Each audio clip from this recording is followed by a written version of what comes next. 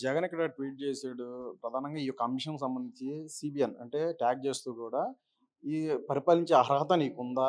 అలాగే political governance యొక్క ముసుగులో ఇటువంటి అరాచకాలు పాల్పడుతున్నారు. అసలు నీకు రెడ్ బుక్ రాజ్యాంగం ఎక్కడ భారత రాజ్యాంగం ఎక్కడ అమలు పరుస్తున్నారు? రెడ్ బుక్ రాజ్యాంగంతో ఈ విధంగా చేయడం నీకు సబబు అంటూ అనేక కామెంట్స్ చేస్తూ ఒక వాక్యాలు అయన్నీ కూడా చెప్పలేనివి కూడా ఉన్నాయి. సో, దాని మీద ఏమంటారు? ఇది ప్రధానంగా ఈ యొక్క అంశం మీద అతను ట్వీట్ చేయడం పట్ల. సరే మీ మాటకొస్తానండి. లోకేష్ గారు చెప్పిన రెడ్ బుక్ రాజ్యాంగం అమలు జరుగుతుంది. నువ్వేం పుస్తకం అంటున్నావు? నువ్వేమంటున్నావండి? డిజిటల్ బుక్ అంటున్నావు. ఈ డిజిటల్ బుక్ ఎక్కడిది? ఇది రాజ్యాంగమేనా? నువ్వేం మాట్లాడుతున్నావు అంటున్నా.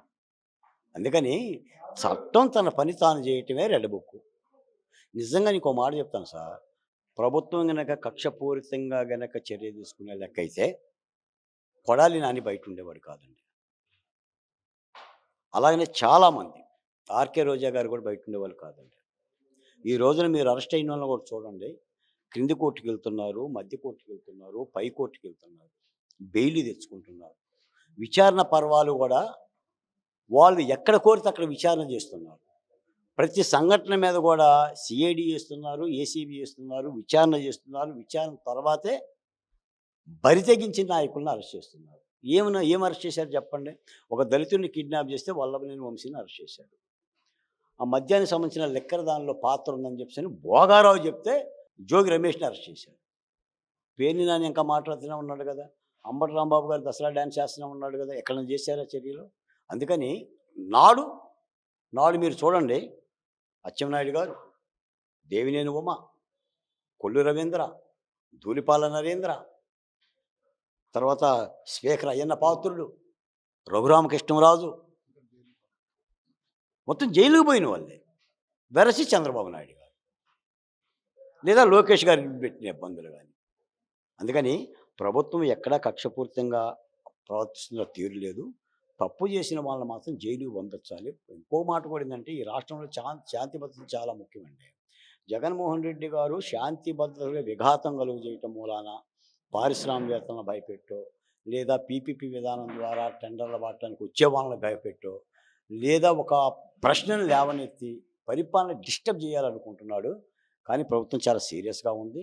ఎక్కడ ఏ సంఘటన జరిగినా కూడా ప్రభుత్వం బాధ్యత పడుతుంది. వీళ్ళేదో తోకలు ఊపినా, వీళ్ళు కత్తులు ఊపినా కూడా ప్రభుత్వం జంకే పరిస్థితి ఏం లేదు.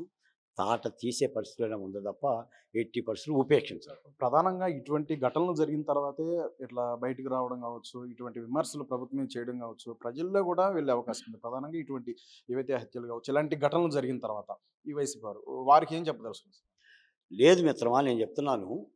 ఒక సంఘటనని పదే పదే పదే పదే ప్రచారం చేస్తే వైసీపీకి లాభం అని చెప్పేసి ప్రచారం చేస్తుంది తప్ప పిల్లిల్లి సంఘటన అనేది కుటుంబానికి సంబంధించిన వ్యవహారం అని రాష్ట్ర ప్రజలకు తెలుసు.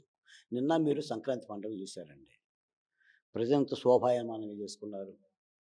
దాదాపు 3,00,000 మంది హైదరాబాద్ నుంచి తరలి వచ్చారు. హైదరాబాద్ ఖాళీ అయ్యింది. ఎక్కడైనా ఏదైనా సంఘటన జరుగుతుందా? ఏ ఎమ్మెల్యే అయినా, ఏ మంత్రి అయినా పనిగట్టుకొని ఎవరి మీదన్నా దౌర్జన్యం చేస్తున్నారా? మనం అది చూడాలి. అంటే వైసీపీ పార్టీకి మాట్లాడటానికి కూడా వేరే అంశం లేదండి. వాళ్ళు మాట్లాడాలంటే అమరావతి గురించి మాట్లాడాలి.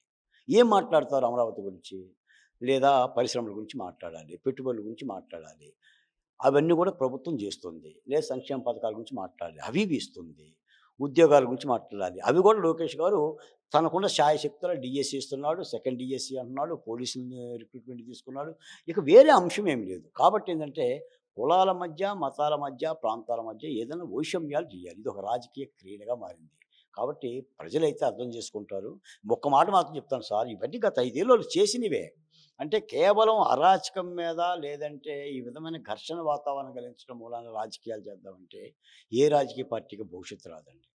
రాష్ట్రానికి ఏం చేస్తానో, మరింతగా ఏం చేస్తానో చెప్పగలిగితేనే ఏదైనా ప్రజలు దగ్గరకు తీస్తారు తప్ప ఈ విధమైన శవ రాజకీయాలు చేసుకోవటం మూలాన సంఘటనలను ప్రధానం చేసుకొని రాజకీయం చేద్దామని చెప్పడం మూలాన అయితే ఎలాంటి లాభం ఉండదు. Thank you sir.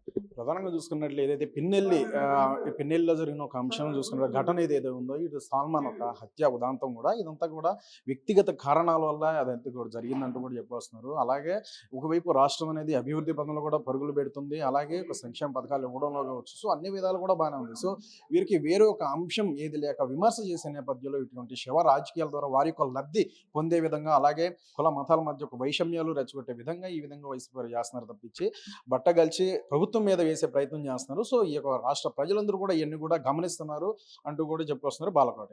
Camera person ఫణితో ప్రవీణ్, తెలుగు 360 విజయవాడ.